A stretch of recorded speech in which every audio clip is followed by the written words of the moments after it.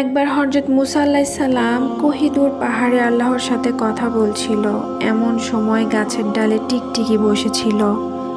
টিকটিকিটি হযরত মুসা আলাইহিস সালামের ওপর প্রস্রাব করে দিলেন। মুসা আলাইহিস সালাম তখন অনেক রেগে গেলেন এবং আল্লাহকে প্রশ্ন করলেন, হে আমার রব, আপনি টিকটিকিকে কেন সৃষ্টি করেছেন? এই টিকটিকি তো মানুষের কোনো উপকারেই আসে না।